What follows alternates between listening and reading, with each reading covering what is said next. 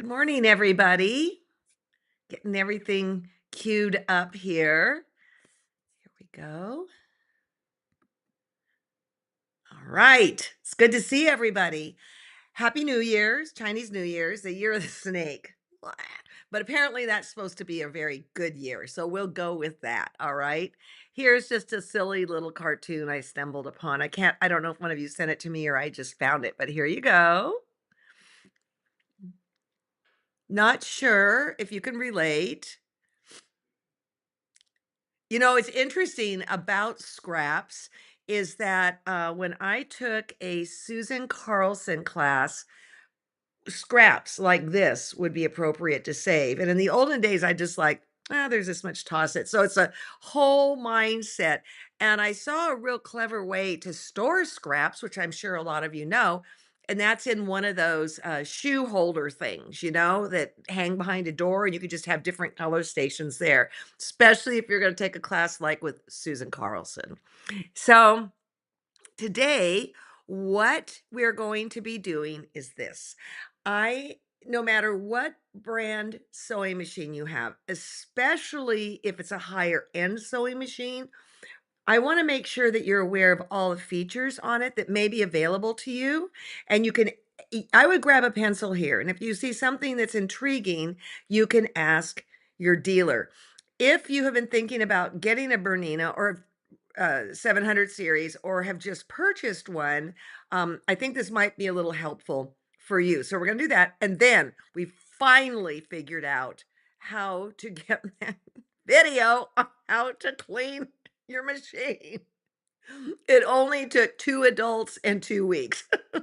There was some setting on this computer that was blocking me, so we're gonna light a candle, say a prayer, and hopefully we can get to that.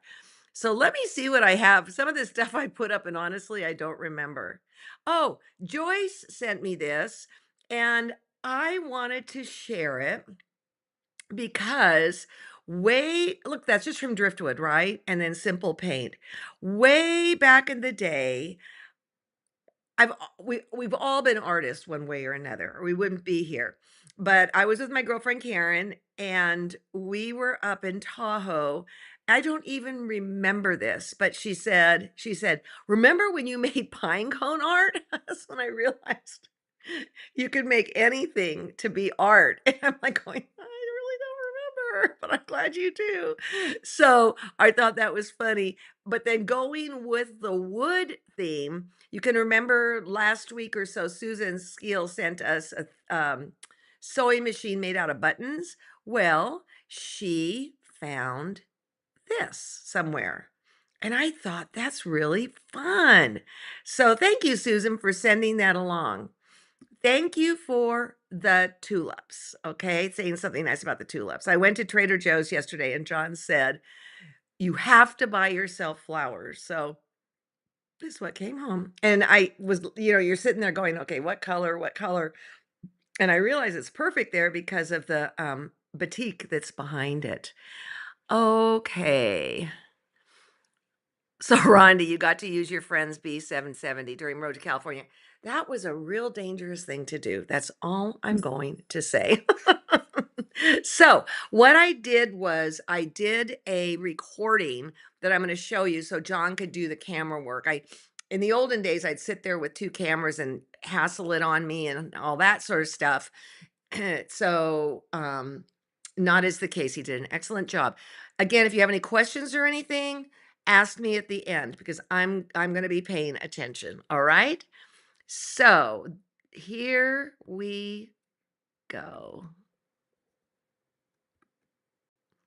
So, I'm going to go through a bunch of different things that I really love on my 765, and I want to reiterate that if you're on another brand, just pay attention and see if some of these things will work for you because a lot of these features were hidden to me when I first got it.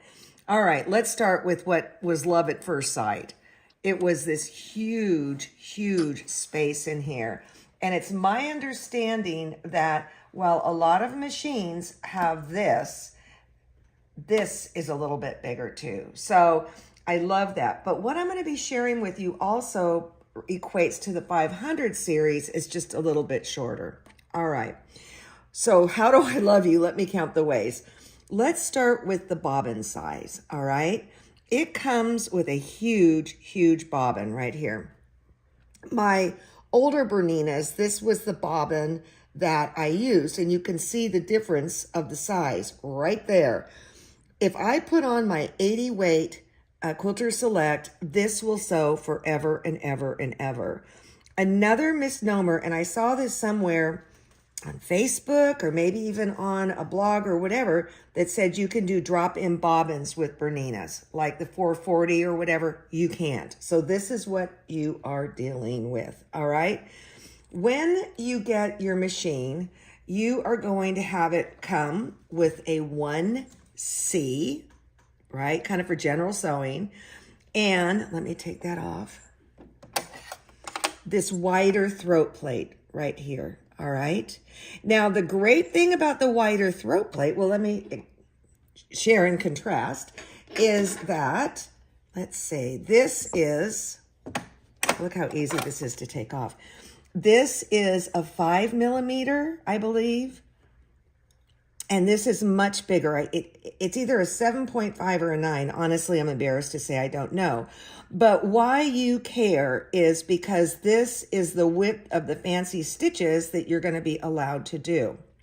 Now, if I'm working on a smaller machine and it's just this wide, I don't worry about putting on a single hole throat plate. But when it's this wide, again, I don't know if it's 7.5 or 9. I'm kind of thinking 7.5. I'm going to want to purchase or get a single hole throat plate. It might even come with your machine, because what'll happen when you're piecing, and we're talking about piecing here, you will not be able, in my humble opinion, to get the accuracy that you want, because the needle will just shove everything down into that hole.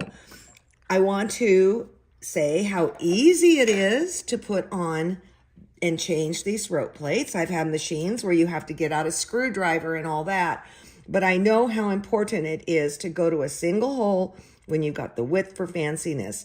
See this little thumb thing right there, right there? That's how you put it in, and that's how you take it out. There, I'm going to put on single. There are these little levers back here, all right? Okay, this is going to be a thrill because, see, John, come over this way.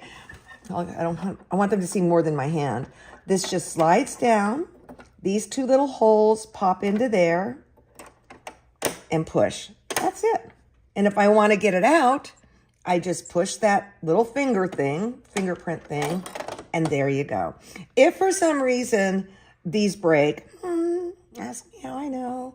No big deal. You can replace those from your Bernina dealer. All right, so let's get that in there. Now, what I am piecing, I really don't want to use this wide piece right here. I'm not interested in that. It's just too much. So Bernina has a couple different 1/4 inch foots, and this is a 97D. Okay, let me stop right there.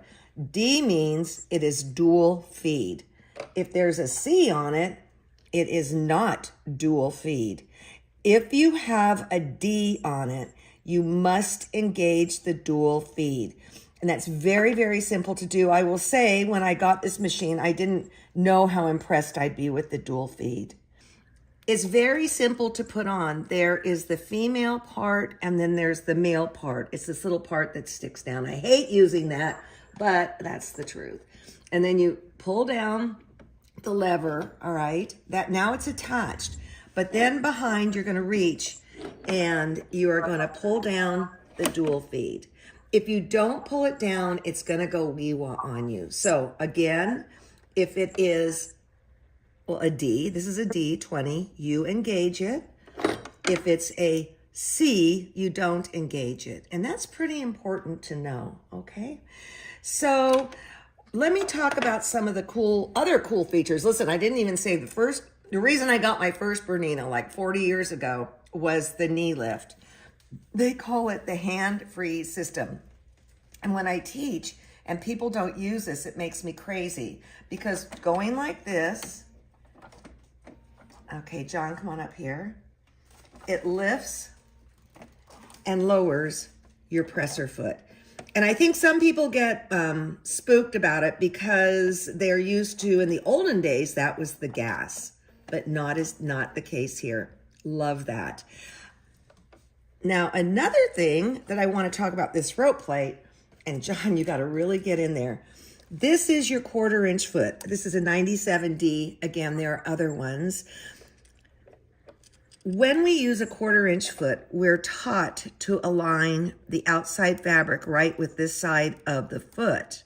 But I align with that little guy right there. If your machine doesn't have this, that's where you might want to, drop your needle down, get your 1/4 inch and put a little piece of tape or something. Once you're going in and your fabric's going in, it's too late. So I'm watching here. I'm not watching here to make sure I'm getting my perfect 1/4 inch. That was a big lesson for me. All right. Now over here, let's go up to here.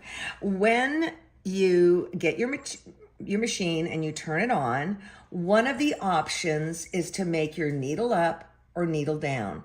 And in the case, and I think this goes way back for Bernina, in the case of this is where it is on the 700 series. You can see right here, it's needle down. All right, so that means whenever I stop, the needle goes down. If I want to make it go up, I have a couple options. If the needle's down and I want it up, I can go like this. That makes it go up. Another thing you can do is, and this was kind of fairly new to me, if you have it in needle up position, if you hit the bottom part of this presser foot, boom, and this isn't connected to the machine, it will also take that half stitch for you. So you have a couple options for that. All right. Now, this is where it kind of gets fun and crazy, but on this particular machine, there's what I call the quilter's playground right here. And, oh, the other thing I want to say is when you turn it on, your stitch is going to be at 2.50, all right? I didn't mean to touch it. It's going to be at 2.50. I learned from Barbara Black today that was actually created for garment sewing, like for thicker fabrics. So what she tells people is you go over to the quilter's playground and you've got these 3 stitches on top. She likes to take this one and takes it down to a 2.0. And so that makes the stitch a little bit tighter. And why you want that is so that when you start and end, the stitches don't come undone. Honestly, I am not one for finishing off with a couple tacks. I just don't like it, probably because I never used it, all right? So you can do that, and that's fantastic. Another thing you can do is, I have it needle up now. I'm gonna take it needle down, and I'm gonna go into my settings. Now let's talk about settings. Okay, first of all, with everything I've shown you, if I turn off the machine and turn it back on, it clears it all. So you can put it in ecology mode, echo mode, and that puts your little machine to sleep, and you come back in the morning and it all comes back to exactly where you are. But if you turn it off, it's bye-bye. Not in the case of the factory settings. And this is where you can customize your machine to you. So I love the hover mode, and I had never used that before. This is pretty cool. This is the factory settings. And this is when you can say, I want my machine to do X, Y, Z. I don't care how it was designed by the Swiss guys. So just recently, I found out that if you do something in factory settings and you turn off your machine and turn it back on, it's going to go back to here. So what do I do in factory settings that I love so much? Let's go there. Gears. And then I'm going to go up to the straight stitch and the zigzag. Mind you, if you're on another model, it could be in a different place. I'm going to go there. And then I'm going to go over to the smokestack right here, this kind of strange looking thing. But I also want to say here, if you want things knotted at the end, you would just push that. See, now it's working. I don't like that. Go away. Okay, so I'm going to go over to here, and then I'm going to go, this is the part that's kind of confusing, and I had to do it a couple times before it stuck in my brain. I go to this particular icon, and you can see factory setting is this. Well, I want hover mode. I had no idea how much I would love hover mode. So factory settings goes flat, medium hover mode goes a little. This one goes really high. I like medium. I like it for piecing. I like it for applique, all that. So let's go here, get out of there. If I want it to be in the hover mode, the needle down position must be engaged. If for some reason I'm sewing and I don't want to go in and change the factory settings, if I just press needle up, it will not hover. So that's a real smart shortcut to be able to change that. All right. Love that feature. Let me think, what else? Okay, I want to talk about thread. Up here, and excuse my table, there are basically two spindles or spools that you can use. Let's take a look here. One is cross wound and one is stacked. If it is stacked, this is Superior Masterpiece. You put it on the upward, the smokestack. You put it on the chimney because it's stacked, all right? And then if it is cross wound, you put it this way, horizontally, and you put this little plug on it. It is really easy to thread up the machine. You can always go to YouTube and get tutorials for that. But what I want to do is come back down here because I think this is magnificent. In the olden days, I could never make the needle threader work, ever, ever. I can do it, and I can teach you how to do it. You have your top thread. You pull down this little lever right here, and you can see there's a little hook that's coming down in plastic. All right. I'm trying to do this so that John can get it. I'm going to come down around that. Okay. Is my hand out of the way? Okay, then I'm going to go across the hole, and there's a little carved out area there. Okay, right there. So here we go. Down, hold it loosely, feed your thread in there loosely, and pull back. And then you have threaded your needle.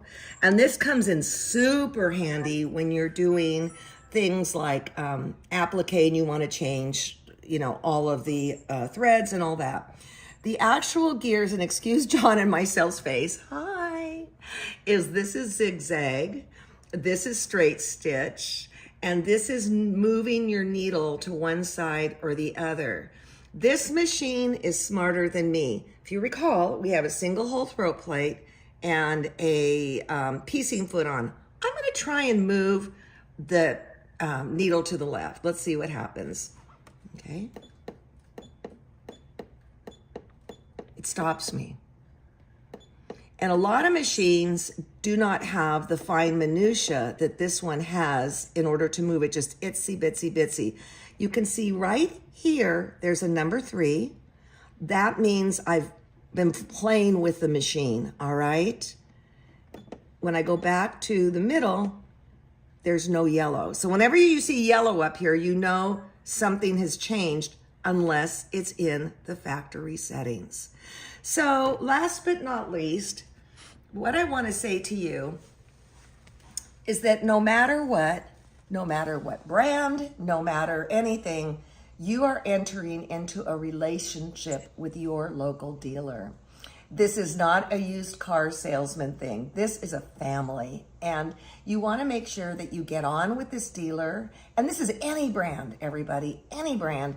And that they can teach you how to use the machine. Because I will say this machine and a lot of the higher end machines are like onions. And you peel off a layer, then you peel off another layer, and so forth. And here I am now, 40 years being in the Bernina family, and I'm learning more layers. I hope this helps you, and have fun sewing. Enjoy your machine. So I hope that that was useful to you.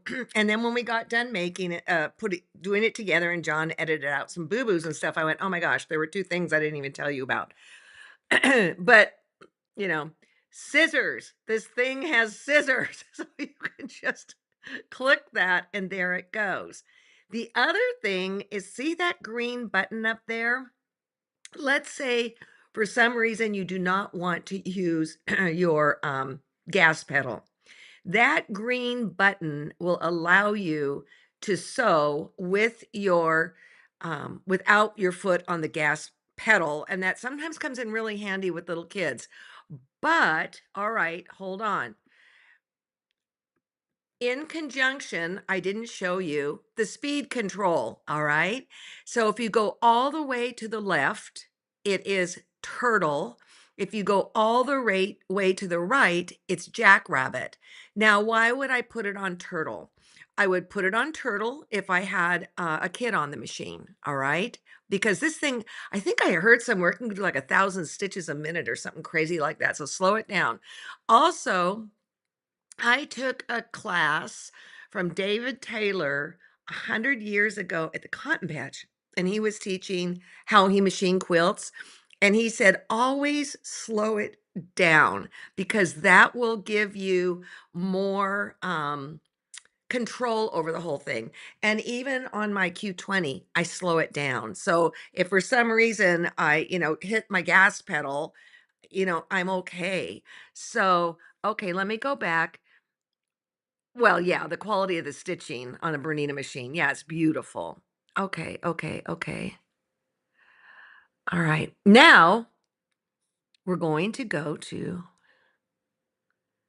my friend has a gorgeous shawl called the No, I'm not familiar with that shawl, Jean. I can go look it up after. Okay. You can also adjust the amount of hover. Yes, that's what I said. You can do tight, which is factory setting, just a little bit, or more. The more is too much for me. Okay, so, but you have any new wonderful, even your featherweight people, you've got to keep it clean. So I finally found that 3-minute video on YouTube, and I want to show it to you again. I don't care what model you have, what machine brand you have to feed and care for this machine if you want it to work the way you want it to work. So, from my lips to God's ears, we're going to find this 3-minute video. So far, so good. Okay, here we go.